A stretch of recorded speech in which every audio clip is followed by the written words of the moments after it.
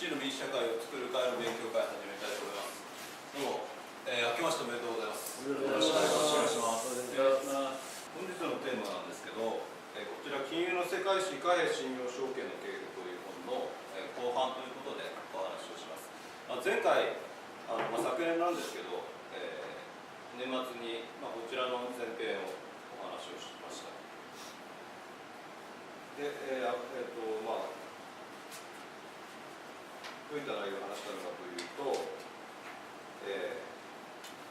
イギリス、フランス、ドイツ、ロシアという国の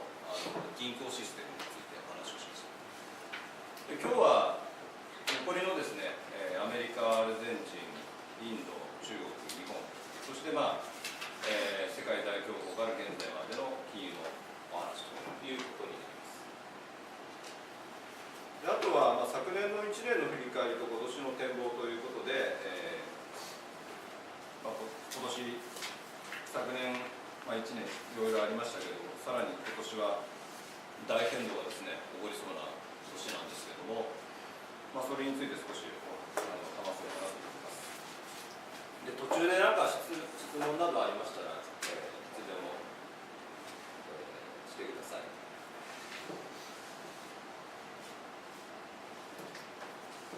それではまず金融の世界史の話なんですけども、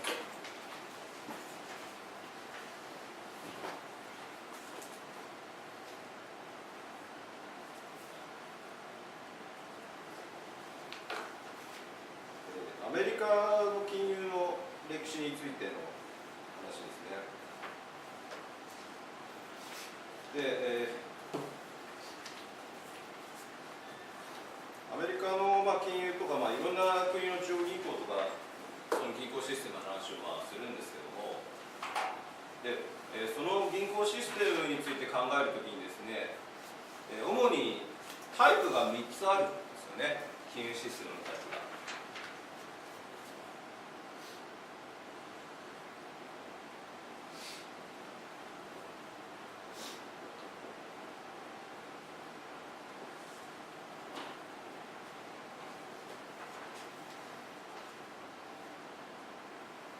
でタイプ、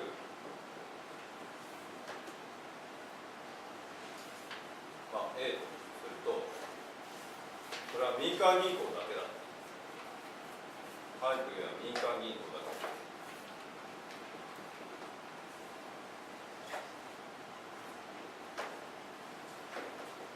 でタイプ B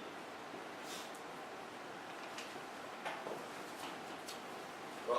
中央銀行だ。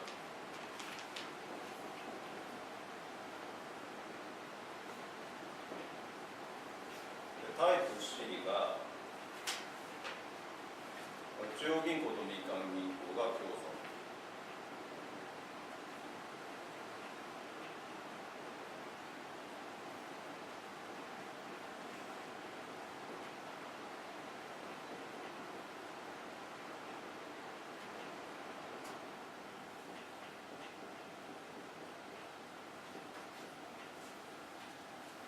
大体いろんな国の金融システムがあって、でいろんなその中でもいろいろ変化があるんですけども、大体この3つに分けられるんです。民間銀行だけ、中央銀行だけ。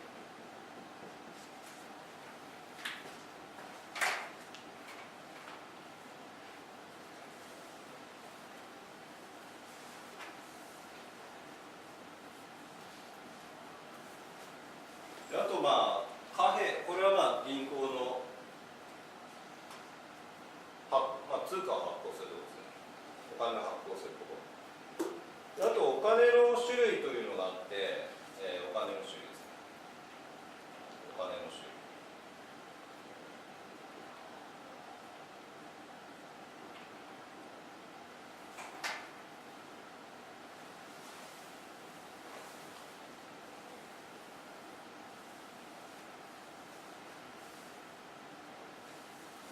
で前回お話をした、まず中世から、近世というところで、中心にお話をしましたけれども、このヨーロッパは、金貨銀貨がお金だったわけです。中世から近世からで、そこに紙幣というのが登場するわけですね、中世以降。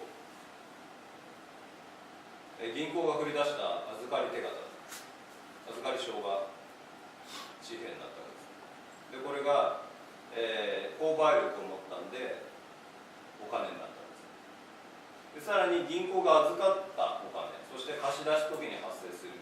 ものとして預金というのが生まれるわけです。でこの3つがですね、今でも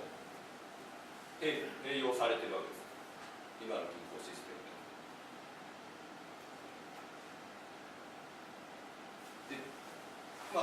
ローマ帝国のね、古代からずっと18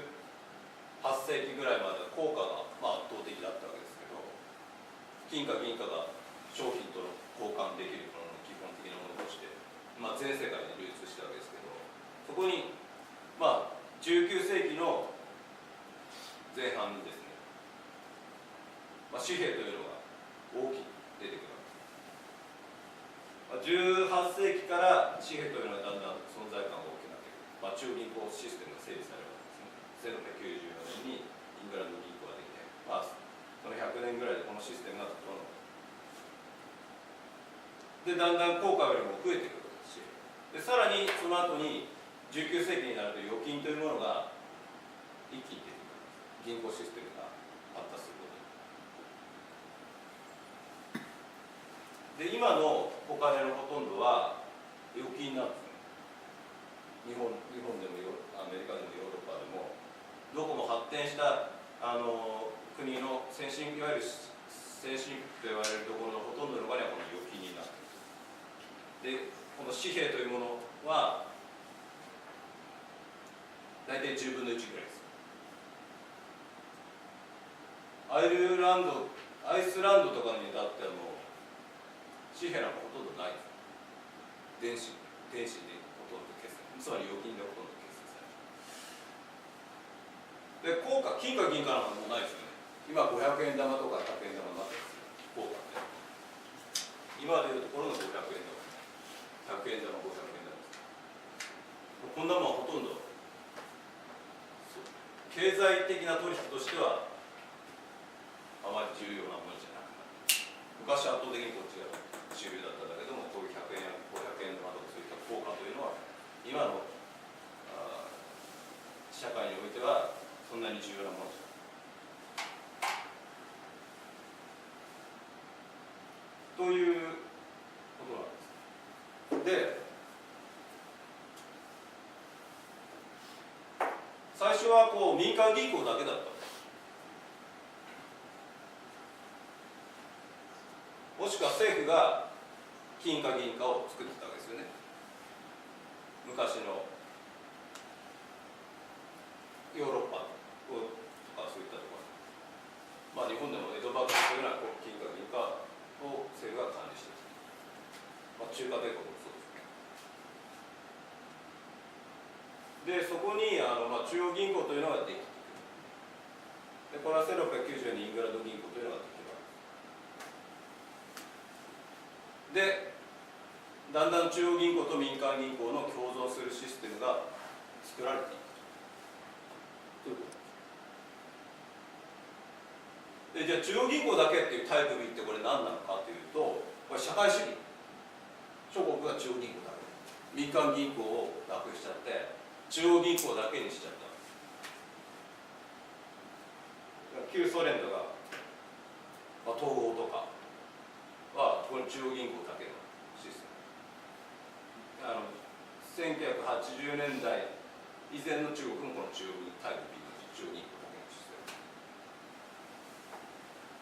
ム。でもこの中央銀行だけっていうのは中国もこれはもうなくしてます。なのでほとんどこの中央銀行だけのシステムってない。今北朝鮮とかそのぐらいでしょう。だから今ほとんどは、民間銀行だけっていうのもほとんどないですから、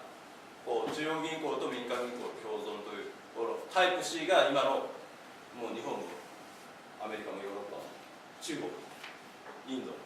うこれになってるんです。中央銀行と民間銀行の共存システムタイプ C だからこれはやっぱりその経済を運営する上で、非常に優れているシステムなんでしょう。ただこの中央銀行と民間銀行の共存というのがその中央銀行というのがやはり各民間銀行を統率しますから、この中央銀行に影響力を行使するところが政府ではなくて民間であるということが往々にしてあるわけです。そうするとここの中央銀行と結びついた勢力が、経済というのを好きなように変動させてしまうことができる。でそこで、莫大な利益というものをですねこう得ていくというそしてそこで得たお金によってその社会を支配していこうということが今起こっている。昔からなんです。だからそのシステムというのはやはりなくさなきゃいけないんですけども、じゃあどうやってこれが出来上がっていったのかです。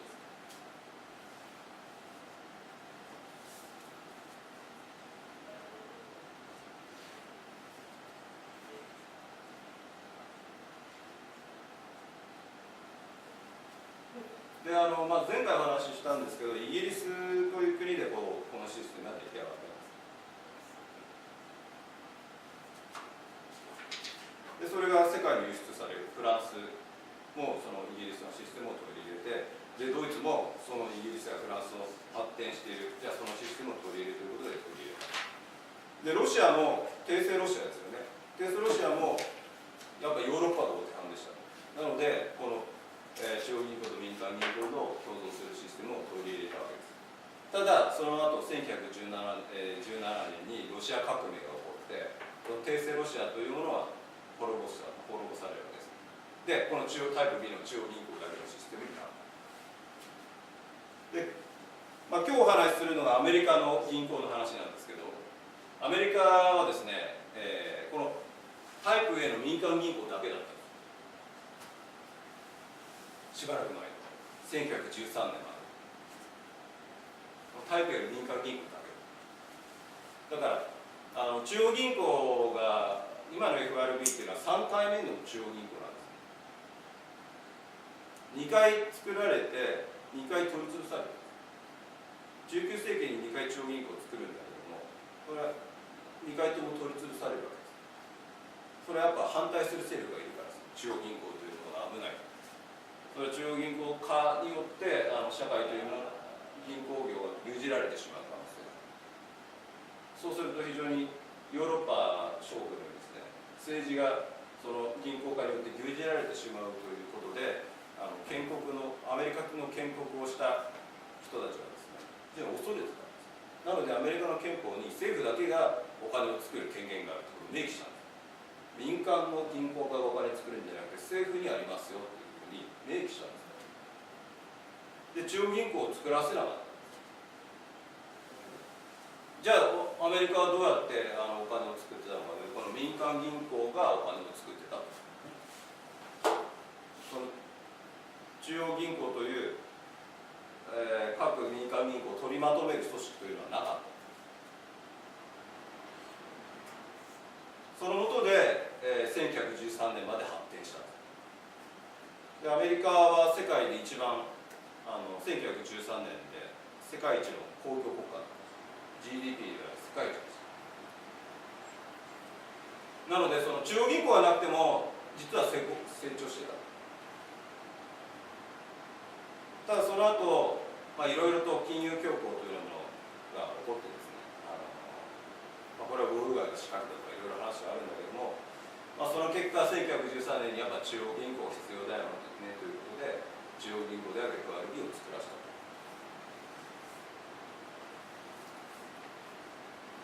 でその後その中央銀行と民間銀行が共存する形、いわゆる中央銀行共存というか中央銀行の管理する形で今来ている。ここ書いてありますね。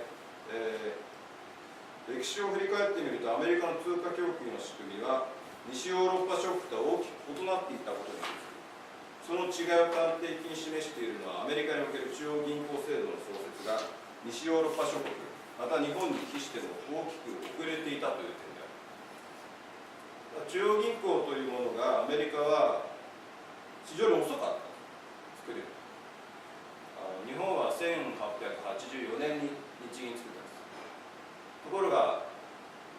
中央銀行、今の中央銀行ができたのは1913年ですから30年も遅れてるんです。アメリカの方が中央銀行を作る。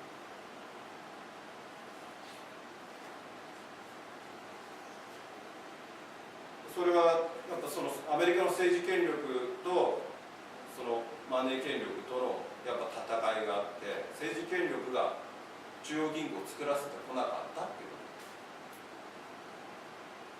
と。ただやはりまあいろいろその買収とかがあってですね、1913年に結局今の民間が所有する中央銀行である FRB が作られてしまうということ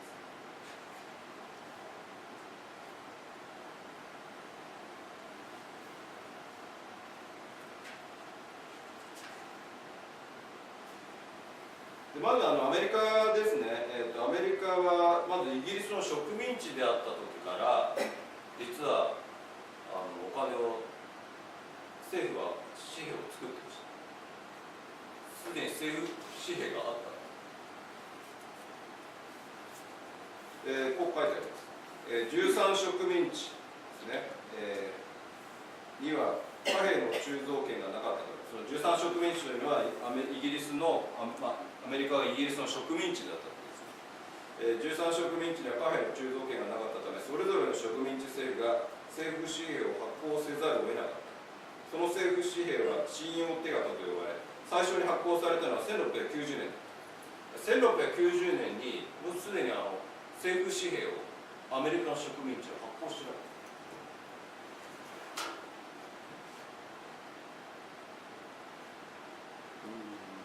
植民地政府は、中華の発行ができなかったので、信用手形に対する需要が大きく、各植民地で普及した。ベンジャミン・フランクリンは1723年のペンシルバニアでは、信用手形が発行されたことによって土地開発が促進されるなど、経済発展が進んだと述べている。ということで、政府紙幣を発行したんで、土地開発が促進されてですね、経済開発が進んだ。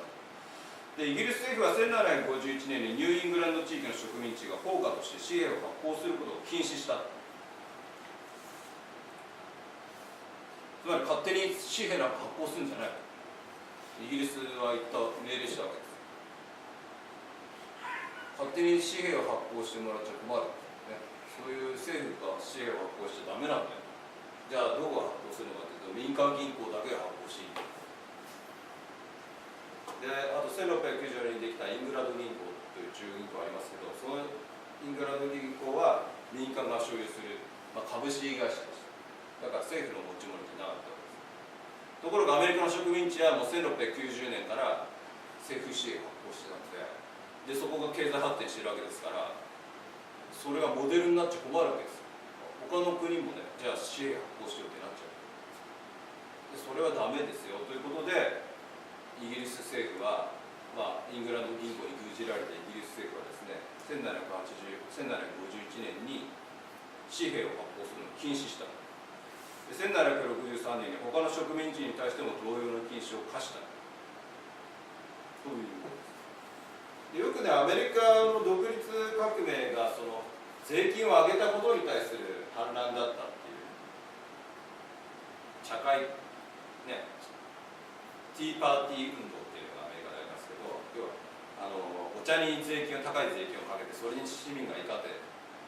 イギリスから植民地独立運動を展開したっていうふうに定説で言われますけど、実際はそういう形で紙幣を発行することを禁止して、通貨発行権を奪っちゃったわけです。アメリカの植民地から。でさらにさまざまな重税をかけるんで、アメリカの植民地の人たちは怒ってイギリスから独立するという運動をやったわけです。だから根本的な問題は通貨発行権の問題です。アメリカ独立。ちょっとした税金をかけられたからそういうことです。